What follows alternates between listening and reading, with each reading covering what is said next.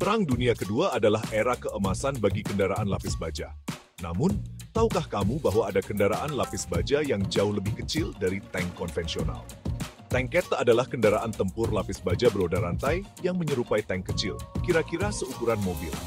Tank ini terutama ditujukan untuk dukungan infanteri ringan dan pengintaian. Secara bahasa sehari-hari, tanket juga dapat diartikan sebagai tank kecil. Beberapa negara membuat tanket antara tahun 1920-an dan 1940-an, dan beberapa terlibat dalam pertempuran terbatas pada fase awal Perang Dunia Kedua.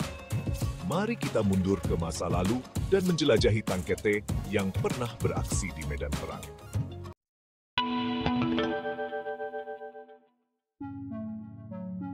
Pertama, kita akan pergi ke Cekoslovakia. Negara ini berhasil menciptakan 3 tanket, yaitu AH-4, Skoda MU-4, dan Tančík 33. Tančík VS-33 adalah sebuah tanket yang dirancang dan diproduksi di Cekoslovakia pada tahun 1930-an. Kendaraan lapis baja ringan ini memiliki desain yang unik dengan rangka yang terbuat dari baja profil dan dilapisi dengan pelat baja. Tančík VS-33 dipersenjatai dengan 2 senapan mesin ringan ZB-VC 2E6 dan memiliki kecepatan maksimum sekitar 35 km per jam. Tankete ini digunakan oleh pasukan Cekoslovakia dan Slovakia sebelum dan selama Perang Dunia Kedua, terutama dalam peran pengintaian dan dukungan infanteri. Meskipun ukurannya kecil, Tančík VS-33 terbukti cukup tangguh di medan perang, terutama selama pemberontakan nasional Slovakia. AH-4 dirancang oleh Česko Moravská Kolbendanek menjadi solusi atas kekurangan desain pendahulunya, Tančík VS-33. Salah satu fitur unggulan AH-4 adalah turret yang memberikan penembak jangkauan bidik yang lebih luas. Tankete ini cukup populer untuk diekspor, dengan beberapa negara seperti Rumania dan Swedia memproduksinya di bawah lisensi. Meskipun berukuran kecil, AH-4 memiliki mobilitas tinggi dan persenjataan yang cukup mumpuni untuk mendukung infanteri dan misi pengintaian.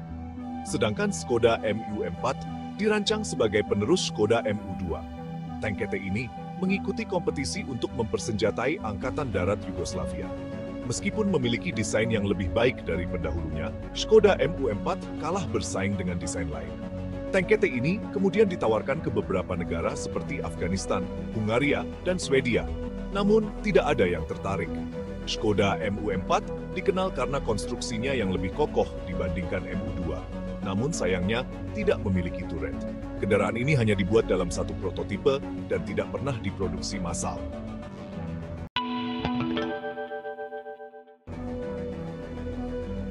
Dari Cekoslovakia, kita ke Prancis yang tidak ketinggalan membuat tanket, yaitu Renault UE Chenilet dan Renault UE57. Renault UE Chenilet diproduksi oleh Prancis antara tahun 1932 dan 1940. Kendaraan ini sering disebut sebagai Chenilet, yang dalam bahasa Prancis berarti ulat kecil. Dirancang sebagai kendaraan pengangkut personel lapis baja dan kendaraan penarik artileri ringan. Renault UE Chenilet memiliki peran penting dalam militer Prancis sebelum dan selama Perang Dunia Kedua. Dengan desainnya yang kompak dan lincah, tankete ini dapat beroperasi di medan yang sulit dan memberikan dukungan api langsung kepada infanteri.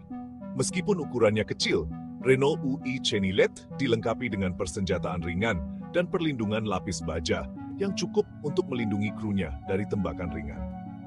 Setelah perang, banyak negara lain yang menggunakan dan memodifikasi Renault UE Chenilet untuk berbagai keperluan militer. Sedangkan Renault UE57 adalah varian eksperimental dari tanket Renault UE yang dikembangkan di Inggris pada tahun 1943. Tanket ini dibekali dengan meriam 57 mm QF-6 pon, sebuah senjata anti-tank yang cukup kuat untuk ukuran kendaraan lapis baja ringan. Meski hanya berupa prototip, Renault UE57 menarik perhatian karena kombinasi unik antara ukuran yang kompak dan daya tembak yang signifikan. Senjata 57 mm-nya mampu menembus armor kendaraan lapis baja musuh yang cukup tebal pada masanya.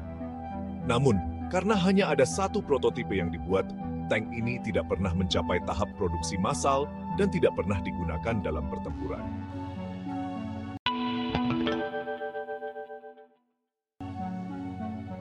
Selanjutnya adalah negara Jerman yang berhasil membuat 2 tanket, yaitu Panzer I dan Wissel. Panzer I diproduksi oleh Jerman pada tahun 1930-an. Nama lengkapnya adalah Panzerkampfwagen I, yang berarti kendaraan tempur lapis baja Mark I. Meskipun desainnya sederhana dan perlindungannya tipis, Panzer I memiliki peran penting dalam perkembangan kekuatan lapis baja Jerman. Awalnya dirancang sebagai tank pelatihan, tank ini kemudian digunakan dalam berbagai konflik, termasuk Perang Saudara Spanyol, invasi Polandia, dan kampanye awal Perang Dunia Kedua di Prancis dan Uni Soviet. Meskipun kalah dalam pertempuran tank, Panzer I berperan penting dalam melatih kru tank Jerman dan memperkenalkan konsep perang lapis baja kepada angkatan bersenjata Jerman. Sedangkan Wiesel dikenal dengan ukurannya yang kompak dan kemampuannya yang fleksibel, Wiesel dirancang untuk mendukung pasukan infanteri dalam berbagai misi. Dengan bobot yang ringan, Wiesel dapat diangkut dengan pesawat sehingga sangat cocok untuk operasi udara. Wiesel dilengkapi dengan berbagai macam persenjataan, mulai dari senapan mesin hingga rudal anti-tank, membuatnya menjadi kendaraan yang serbaguna. Meskipun berukuran kecil, Wiesel tetap menawarkan perlindungan yang cukup baik bagi krunya. Kemampuan manuver yang tinggi dan daya tahannya yang baik membuat Wiesel menjadi salah satu tankette paling populer di dunia. Bahkan hingga saat ini, masih digunakan oleh beberapa negara.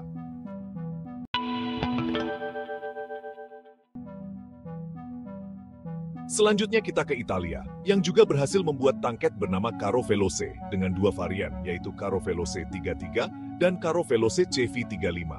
Carro Veloce 33 dikembangkan oleh Italia pada tahun 1933, merupakan pengembangan dari CV29, yang merupakan lisensi produksi dari tangket Carden Loyd Mk6 asal Inggris. CV33 menjadi salah satu kendaraan lapis baja ringan yang paling banyak digunakan oleh Angkatan Darat Italia sebelum dan selama Perang Dunia Kedua. Dengan bobot yang ringan dan mobilitas tinggi, tank ini sering digunakan untuk misi pengintaian, dukungan infanteri, dan bahkan sebagai kendaraan komando. Meskipun perlindungannya terbatas, tank ini terbukti cukup tangguh di medan Perang Afrika dan digunakan dalam berbagai konflik, termasuk Perang Saudara Spanyol. Sedangkan CV35 juga dirancang berdasarkan tangkette Carden Loyd Mark M dari Inggris. CV35 diproduksi dalam jumlah besar dan digunakan di berbagai medan perang, termasuk Afrika Utara, Albania, dan Yunani. Kendaraan ini dikenal karena kecepatannya yang tinggi, namun perlindungan lapis bajanya yang tipis membuatnya rentan terhadap serangan. Tank ini sering digunakan untuk misi pengintaian, patroli, dan dukungan infanteri ringan. Sayangnya, saat berhadapan dengan tank-tank musuh yang lebih berat dan bersenjata lebih baik, CV35 terbukti kurang efektif.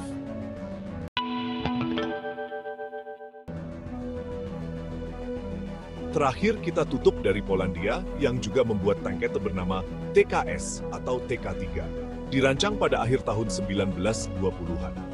Tangkette ini memiliki bobot yang ringan dan dimensi yang kompak, membuatnya sangat cocok untuk operasi pengintaian dan dukungan infanteri. TKS dilengkapi dengan senapan mesin ringan Hotchkiss dan senapan mesin berat WZ30. Desainnya yang sederhana dan produksi massalnya yang relatif mudah membuat tangkette ini menjadi salah satu kendaraan lapis baja paling populer di Polandia pada masa itu.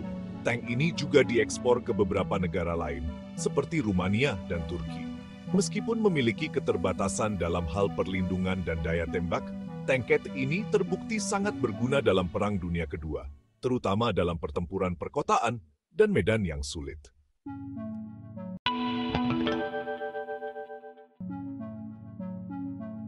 Selain tangkette sebelumnya, ada beberapa footage dari masa Perang Dunia yang menjadi awal mula tangkette, yaitu tank berawak tunggal, seperti di tengah hiruk-pikuk Perang Dunia Pertama, sebuah tank kecil produksi Holt beraksi di jalanan Amerika. Dengan lincah, tank ini mendemonstrasikan kemampuannya di hadapan para penonton.